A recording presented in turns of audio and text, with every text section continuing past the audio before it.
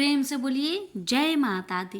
प्यारे भक्तों, आज शुक्रवार के दिन सुने वैभव लक्ष्मी माता की व्रत कथा और संतोषी माता की व्रत कथा। आज के दिन व्रत करने और कथा सुनने से माता की कृपा से भक्तों की सभी मनोकामना पूर्ण हो जाती है। तो आइए बड़े ही श्रद्धा और प्रसन्नचित मन से इस कथा का रसपान करते हैं। किसी गांव में अनेक लोग रहा करते थे और सभी अपने अपने कामों में मग्न रहते थे। किसी को किसी का चिंता फिक्र परवाह था ही नहीं, सब अपने से ही मतलब रखते थे। इसी कारण से भजन कीर्तन, भक्ति भाव, दया माया, परोपकार जैसे संस्कार कम हो गए।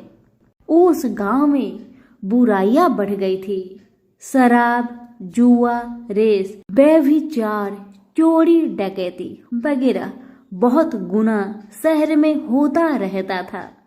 इसके बावजूद उस गांव में कुछ अच्छे लोग भी रहा करते थे। ऐसे ही लोगों में शीला और उनके पति की गृहस्थी मानी जाती थी।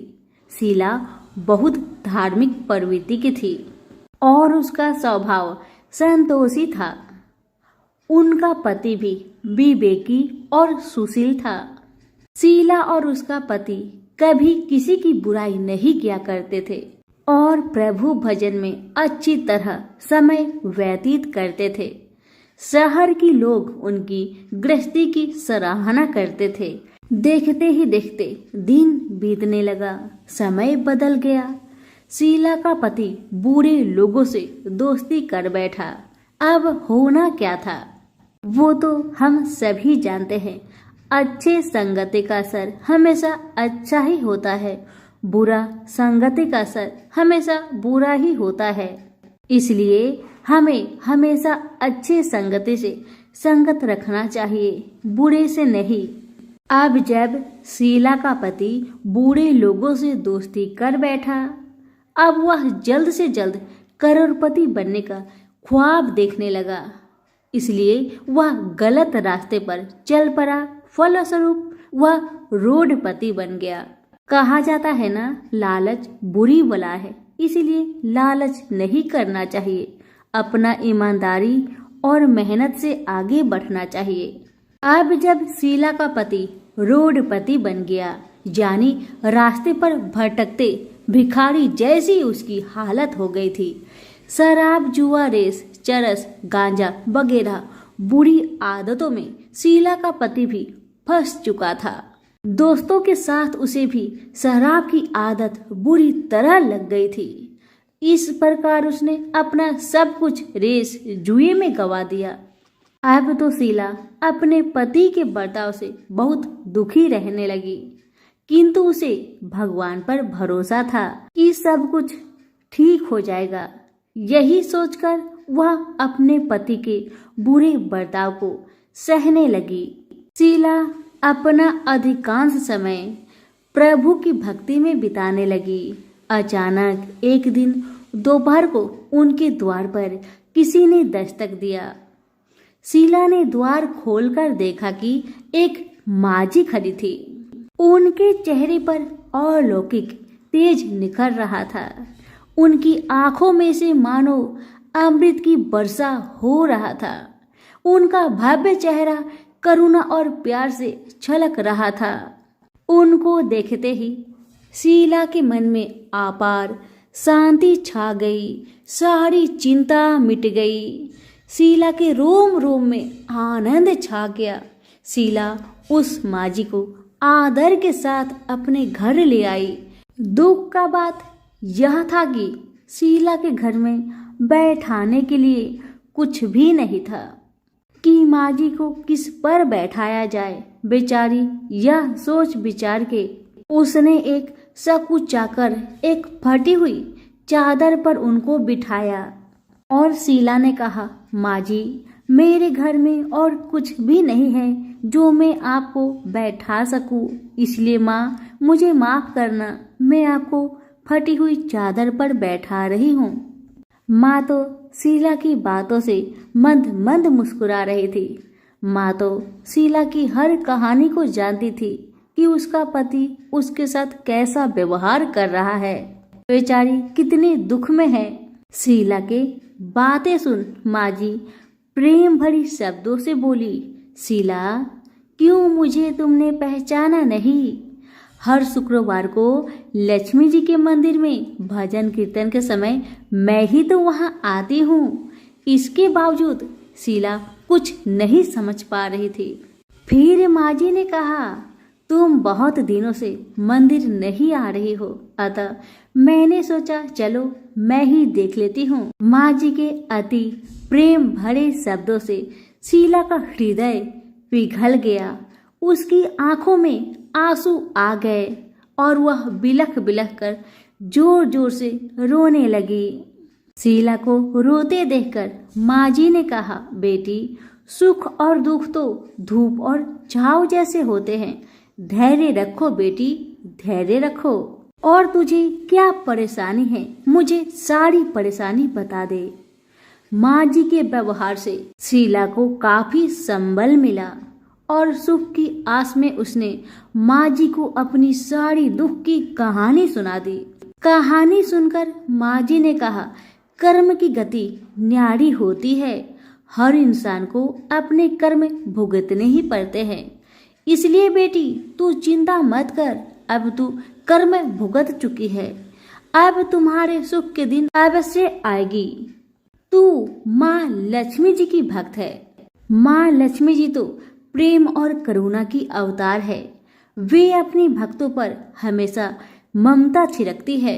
इसलिए तू धैर्य रखकर माँ लक्ष्मी का व्रत कर, इससे सब कुछ ठीक हो जाएगा। तुम्हारा दुख दर्द सब समाप्त हो जाएगा और तुम्हारे घर में अन्न धन का भंडार भर जाएगा। बस श्रद्धा भक्ति से माँ लक्ष्मी का व्रत करो। माँ जी की बात सुन शीला पूछने लगी, माँ व्रत की विधि तो मुझे पता नहीं। तब माँ जी ने उसे व्रत की सारी विधि भी बताई। माँ जी ने कहा, बेटी माँ लक्ष्मी जी का व्रत बहुत सरल है। उसे वर लक्ष्मी व्रत या वैभव लक्ष्मी व्रत कहा जाता है। यह व्रत करने वाले की सब मनोकामना पूरी होती है, वह सुख संपत्ति और यश प्राप्त करता है। शीला यह सब सुनकर आनंदित हो उठी। शीला ने संकल्प करके आंखें खोली तो सामने कोई नहीं था। वह विस्मित हो गई कि माँ जी कहाँ गई? अभी तो माँ जी मेरे सामने खड़ी थी। शीला को तत्काल यह समझने में देर नहीं लगी कि माँ जी कोई और नहीं, साक्षात माँ लक्ष्मी ही थी। दूसरे दिन शुक्रवार था। सवेरे स्नान करके स्वच्छ कपड़े पहनकर शीला ने माँ जी द्वारा बताई विधि से पूरे मन से श्रद्धा भक्ति से व्रत किया और आखिर में प्रसाद वितरण हुआ। यह प्रसाद पहले पति को खिलाया। प्रसाद खाते ही पति के स्वभाव में फर्क पड़ गया। माँ लक्ष्मी की कृपा से उसका पति जिस दिन प्रसाद खाया उस दिन अपनी पत्नी को मारा पीटा नहीं, सताया भी नहीं। शीला को बहुत अच्छा लगा। शीला के मन में तो अब पहले से भी ज्यादा वैभव लक्ष्मी व्रत के लिए श्रद्धा बढ़ गई। शीला ने पूर्ण श्रद्धा भक्ति के साथ 21 शुक्रवार तक वैभव लक्ष्मी व्रत किया। 21वें शुक्रवार को माँ जी के कहे मुताबिक उद्धापन विधि करके 7 स्त्रियों को वैभव लक्ष्मी व्रत की 7 पुस्तक उपहार में दी। फिर माता जी के धन लक्ष्मी स्वरूप की छवि को बंधन करके भाव से मन ही मन प्रार्थना करने लगी, हे माँ धन लक्ष्मी, मैंने आपका वैभव लक्ष्मी व्रत करने की मन्नत मानी थी, वह व्रत आज पूर्ण किया है। हे माँ मेरी हर विपत्ति को दूर करो, हमारा सबका कल्याण करो। जिसे संतान ना हो माँ उसे संतान देना। सौभाग्यवती स्त्री का सौभाग्य को माँ अखंड रखना। कुंवारी लड़कियों को मन भावन पति देना। जो आपका यह चमत्कारी वैभव लक्ष्मी व्रत करे उनकी सब विपत्ति को दूर करना। सभी को सुखी रखना। हे माँ, आपकी महिमा अपार है। ऐसा बोलकर लक्ष्मी जी के धन लक्ष्मी स्वरूप की छवि को प्रणाम किया। व्रत के प्रभाव से शीला का पति अच्छा इंसान बन गया और अब शीला का पति मेहनत करके व्यवसाय करने लगा। उसने तुरंत शीला की गिरवी रखे गहने छुड़ा लिए। घर में धन की बाढ़ सी आ गई। घर में पहले जैसी सुख शांति छा गई। वैभव लक्ष्मी व्रत का प्रभाव देखकर मोहल्ले की दूसरी स्त्रियां भी विधि पूर्वक वैभव लक्ष्मी व्रत करने लगी। सभी प्रेम से बोले, वैभव लक्ष्मी माता की जय हो। आइए अब जानते हैं वैभव लक्ष्मी व्रत का उद्यापन विधि। 7, 11 या 21 जितने भी शुक्रवार की मन्नत मांगी हो उतने शुक्रवार तक यह व्रत पूरी श्रद्धा तथा भावना के साथ करना चाहिए। आखिरी शुक्रवार को इसका शास्त्रीय विधि के अनुसार उद्यापन करना चाहिए। आखिरी शुक्रवार को प्रसाद के लिए खीर बनानी चाहिए। जिस प्रकार हर शुक्रवार को हम पूजन करते हैं वैसे ही करना चाहिए। पूजन के बाद माँ के सामने एक श्रीफल फोड़े, फिर कम से कम 7 कुंवारी कन्या या सौभाग्यशाली स्त्रियों को कुमकुम का तिलक लगाकर माँ वैभव लक्ष्मी व्रत कथा की किताब की एक प्रति उपहार में देनी चाहिए और सबको खीर का प्रसाद देना चाहिए। इसके बाद माँ लक्ष्मी जी को श्रद्धा सहित प्रणाम करना चाहिए। फिर माता जी के धन लक्ष्मी स्वरूप की छवि को वंदन करके भाव से मन ही मन प्रार्थना करें, हे माँ धन लक्ष्मी, मैंने आपका वैभव लक्ष्मी व्रत करने की मन्नत मानी थी। यह व्रत आज पूर्ण किया है। हे माँ, हमारी मनोकामना पूर्ण करे, हमारी हर विपत्ति को दूर करे, हम सबका कल्याण करे। जिसे संतान ना हो उसे संतान देना, सौभाग्यवती स्त्री का सौभाग्य अखंड रखना, कुंवारी लड़की को मन भावन पति देना। जो आपका यह चमत्कारी वैभव लक्ष्मी व्रत करे उनकी सब विपत्ति दूर करना, सभी को सुखी करना। हे माँ, आपकी महिमा अपार है, आपकी जय हो। ऐसा बोलकर लक्ष्मी के धन लक्ष्मी स्वरूप की छवि को प्रणाम करे। सभी प्रेम से बोलिए, वैभव लक्ष्मी माता की जय हो। कथा इस प्रकार है। एक बुढ़िया माई थी, उसके 7 लड़के थे। 6 कमाने वाले थे और एक निकम्मा था, कमाता कुछ नहीं था। बुढ़िया माई अपने 6 बेटों के लिए भोजन बनाती थी और उनको भोजन कराती और उनसे जो कुछ जूठन बचती वह 7वें बेटे को देती थी। एक दिन 7वां बेटा अपनी पत्नी से बोला, देखो मेरी माँ को मुझ पर कितना प्रेम है। वह बोली, क्यों नहीं, सबका जो जूठा तुमको खिलाती है। वह बोला, ऐसा नहीं हो सकता, मैं जब तक अपनी आंखों से ना देख लूं मैं मान नहीं सकता कि मेरी माँ मेरे साथ ऐसा कर सकती है। कुछ दिन बाद त्योहार आया। घर में 7 प्रकार के भोजन और चूरमे के लड्डू बने। अब सबसे छोटे लड़के ने यानी कि 7वें लड़के ने अपना सिर दुखने का बहाना बनाया और पतला चादर ओढ़कर रसोई घर में सो गया, ये देखने के लिए कि मेरी माँ मुझे जूठे भोजन देती है या फिर बनाई हुई ताजी भोजन देती है। लड़का झूठ मूठ का सोने के नाटक करके रसोई घर में सोया हुआ है। वह पतले चादर के अंदर से सब कुछ देख रहा था। तभी 6 भाई भोजन करने आए। उसने देखा माँ ने उनके लिए सुंदर आसन बिछाया, नाना प्रकार की रसोई परोसी और आग्रह करके उन्हें जिमाया और वह देखता रहा। तब 6 भाइयों ने भोजन करके उठा।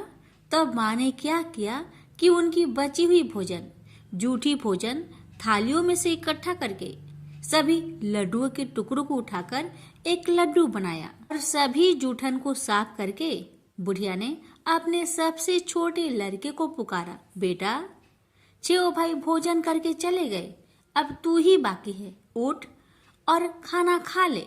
तब वह बेटा कहने लगा, माँ मुझे आज भूख नहीं लगा है, मुझे भोजन नहीं करना, मैं अब जहाँ नहीं रहूंगा, मैं परदेश चला जाऊंगा। अपने बेटे की बातें सुन माँ ने कहा, बेटा तू कल जाना चाहता है ना, कल क्यों जाएगा, तुम आज ही चला जा। तब बेटा बोला, हाँ माँ, मैं आज ही चला जा रहा हूँ।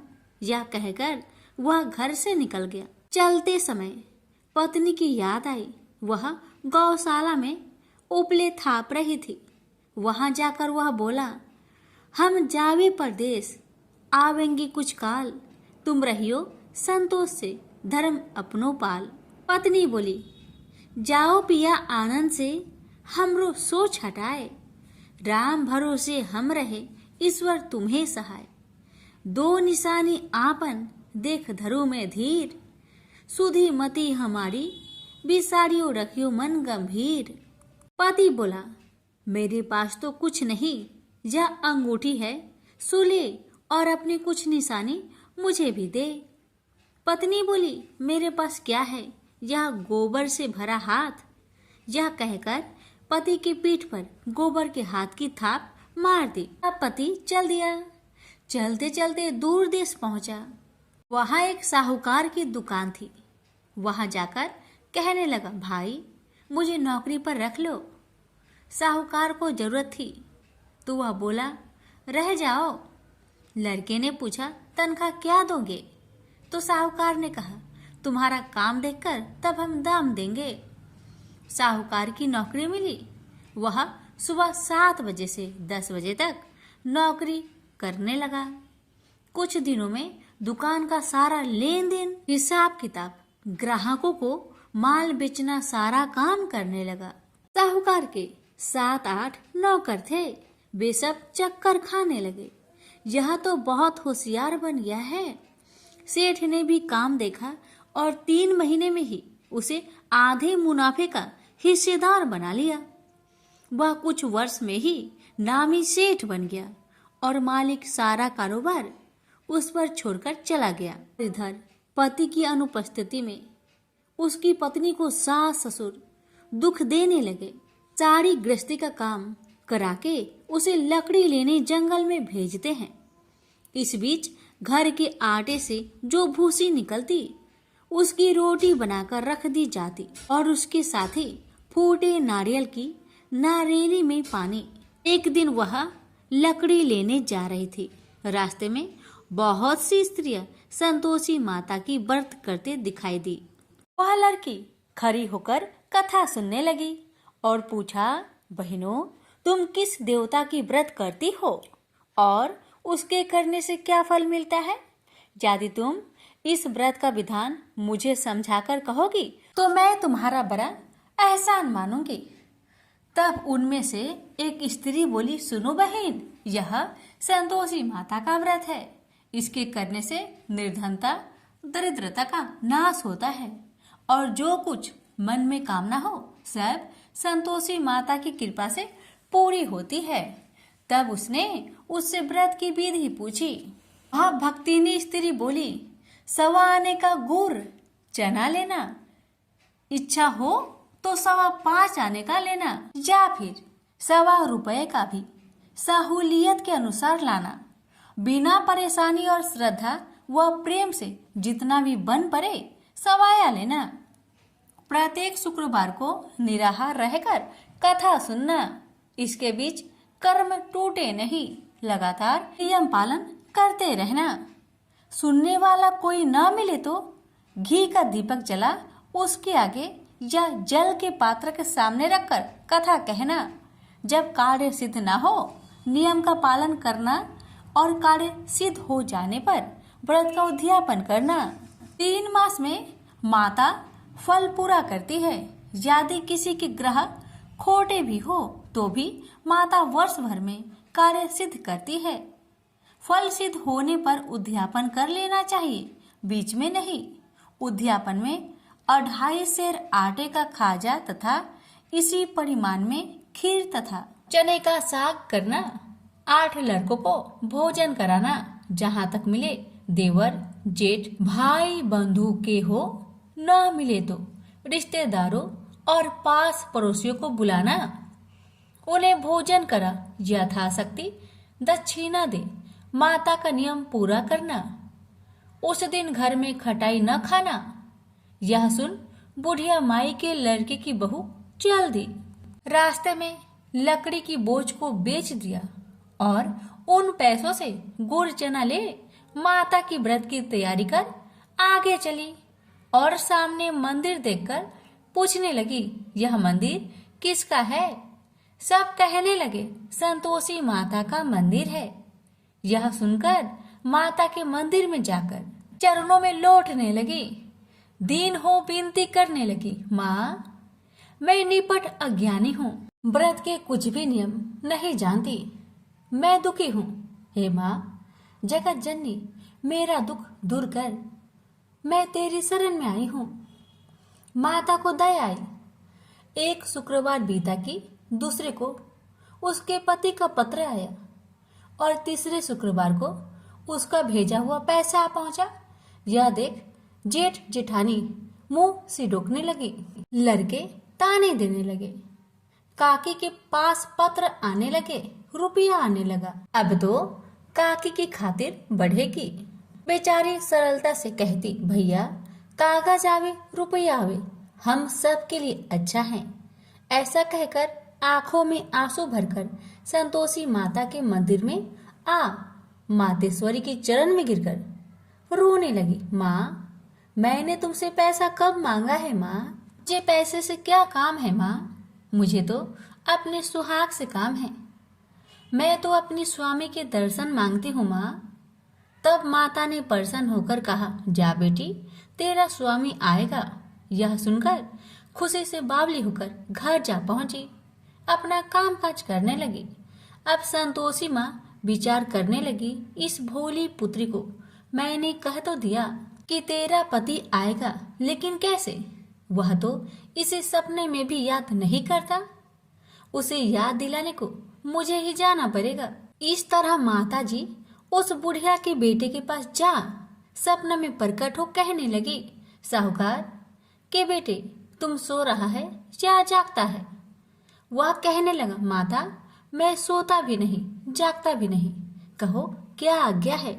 माता कहने लगी, तेरे घर बार कुछ है कि नहीं? वह बोला, मेरे पास सब कुछ है माँ, माँ बाप है, पत्नी है, क्या कमी है माँ? माँ बोली, भोले पुत्र तेरी पत्नी घोर कष्ट उठा रही है, तेरे माँ बाप उसे परेशान कर रहे हैं, वह तेरे लिए तरस रही है, तू उसकी सुधि ले। वह बोला, हाँ माता जी यह तो मालूम है, परंतु जाऊं तो कैसे? परदेश की बात है, लेन देन का कोई हिसाब नहीं है, कोई जाने का रास्ता भी नहीं आता, कैसे चला जाऊं? माँ कहने लगी, मेरी बात मान, सवेरे नहा धोकर संतोषी माता का नाम ले, घी का दीपक जला, दंडवत कर दुकान पर बैठ, देखते देखते तेरा सारा लेन देन चुक जाएगा, जमा का माल बिक जाएगा, साज होते होते धन का भारी ढेर लग जाएगा। माता की बात मानकर वह नहा धोकर संतोषी माता को दंडवत घी का दीपक जला। थोड़ी देर में देने वाले रुपए लाने लगे, लेने वाले हिसाब लेने लगे। कोठे में भरे सामान की खरीदारी नगद दाम में दे सौदा करने लगे। शाम तक धन का भारी ढेर लग गया। मन में माता का नाम ले चमत्कार देख प्रसन्न होकर घर ले जाने के वास्ते गहना कपड़ा सामान खरीदने लगा। यह काम से निपट तुरंत घर को रवाना हुआ। उधर उसकी पत्नी जंगल में लकड़ी लेने जाती है। लौटते वक्त माता जी के मंदिर में विश्राम करती है। वह तो उसके प्रतिदिन रुकने का जो स्थान ठहरा। धूल उड़ती देख वह माता से पूछती है, हे माता यह धूल कैसे उड़ रही है? माता कहती है, हे पुत्री तेरा पति आ रहा है, अब तू ऐसा कर लकड़ियों के 3 बोझ बना ले, एक नदी के किनारे रख और दूसरा मेरे मंदिर पर, वह तीसरा अपने सिर पर। तेरे पति को लकड़ियों का गट्टर देख मोह पैदा होगा, वह यहाँ रुकेगा, नाश्ता पानी खाकर माँ से मिलने जाएगा। तब तू लकड़ियों का बोझ उठाकर जाना और चौक में गट्टर डालकर जोर से आवाज देकर कहना, लो सासू जी लकड़ियों का गट्टर लो, भूसी की रोटी दो, नारियल की खोपरे में पानी दो, आज मेहमान कौन आया है। माताजी बहुत अच्छा कहकर वह प्रसन्न मन से लकड़ियों के 3 गट्टर बनाई, एक नदी के किनारे पर और एक माताजी के मंदिर पर रखा। इतने में मुसाफिर आ पहुंचा। सूखी लकड़ी देख उसकी इच्छा उत्पन्न हुई कि हम यहीं पर विश्राम करें और भोजन बनाकर खा पी कर गाँव जाए। इसी तरह रुककर भोजन बना, विश्राम करके गांव को गया। सबसे प्रेम से मिला। उसी समय सिर पर लकड़ी का गट्टर लिए वह उतावली सी आती है। लकड़ियों का भारी बोझ आंगन में डालकर जोर से 3 आवाज देती है। लो सासू जी, लकड़ियों का गट्टर लो, भूसी की रोटी दो, आज मेहमान कौन आया है। यह सुनकर उसकी सास बाहर आकर अपने दिए हुए कष्टों को भुलाने हेतु कहती है, बहू ऐसा क्यों कहती है, तेरा मालिक ही तो आया है। आ बैठ, मीठा भात खा, भोजन कर, कपड़े पहन, गहने पहन। उसकी आवाज सुन उसका पति बाहर आता है। अंगूठी देख व्याकुल हो जाता है और माँ से पूछता है, माँ यह कौन है। माँ ने कहा, बेटा यह तेरी पत्नी है। जब से तू गया है तब से सारे गांव में भटकती फिरती है, घर का कामकाज कुछ नहीं करती, 4 पहर आकर खा जाती है। वह बोला, ठीक है माँ, मैंने इसे भी देखा और तुम्हें भी। अब दूसरे घर की ताली दो, मैं उसमें रहूंगा। माँ बोली, ठीक है, जैसी तेरी मर्जी। तब वह दूसरे मकान की 3री मंजिल का कमरा खोल सारा सामान जमाया। एक दिन में ही राजा के महल के जैसा ठाट बाट बन गया। अब क्या था, बहू सुख भोगने लगी। इतने में शुक्रवार आया। उसने पति से कहा, मुझे संतोषी माता का व्रत उद्यापन करना है। पति बोला, खुशी से कर लो। वह उद्यापन की तैयारी करने लगी। जेठानी के लड़कों को भोजन के लिए कहने गई। उन्होंने मंजूर किया, परंतु पीछे से जेठानी ने अपने बच्चों को सिखाया, देखो भोजन के समय खटाई मांगना, जिससे उसका उद्यापन पूरा ना हो। अब तो बच्चे जिमने आए, खीर खाना पेट भर के खाए, परंतु बाद में खाते ही कहने लगे, हमें खटाई दो, खीर खाना हमको नहीं भाता। देखकर आरुचि होती है। वह कहने लगी, भाई खटाई किसी को नहीं दी जाएगी, यह माँ संतोषी का प्रसाद है। लड़के उठ खड़े हुए, बोले, पैसे लाओ। भोली बहू कुछ जानती नहीं थी, वह उन बालकों को पैसे दे दिए। लड़के उसी समय हट करके इमली खटाई ले खाने लगे। यह देखकर बहू पर माताजी ने कोप किया। राजा के दूत उसके पति को पकड़कर ले गए।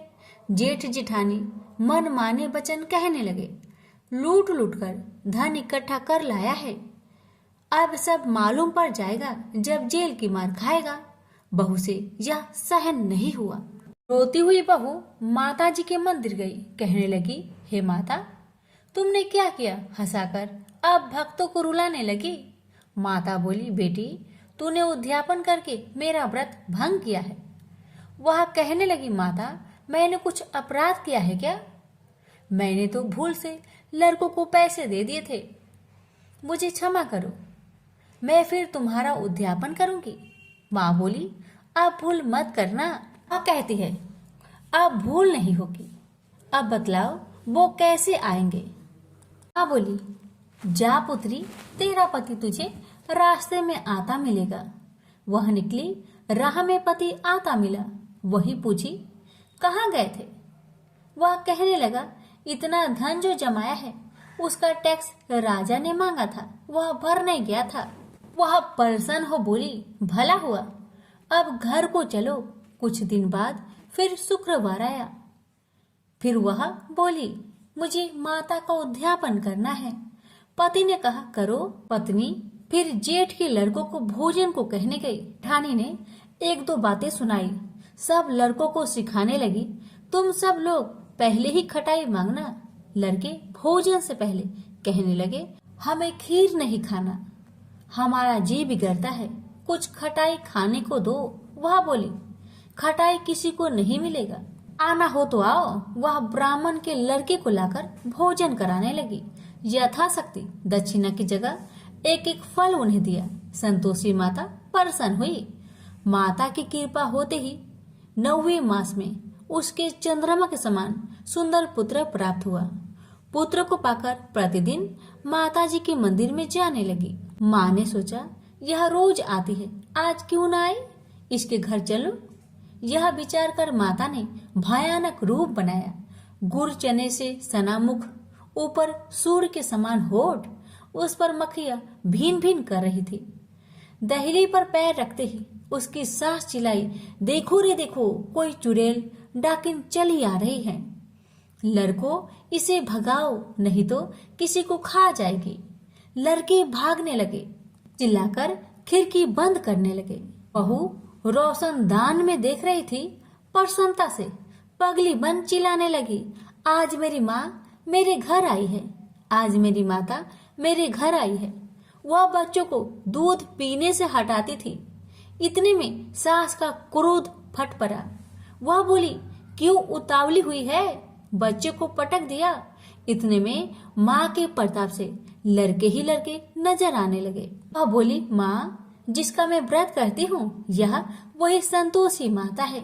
सबने माता जी के चरण पकड़ लिए और विनती कर कहने लगे, हे माता, हम मूर्ख हैं, अज्ञानी हैं, तुम्हारे व्रत की विधि हम नहीं जानते। व्रत भंग कर हमने बड़ा अपराध किया है। जग माता, आप हमारा अपराध क्षमा करो। इस प्रकार माता प्रसन्न हुई। बहू को प्रसन्न हो जैसा फल दिया, वैसा माता सबको दे। जो पढ़े उसका मनोरथ पूर्ण हो, जो सुने उसका भी मनोरथ पूर्ण हो। प्रेम से बोलिए संतोषी माता की जय।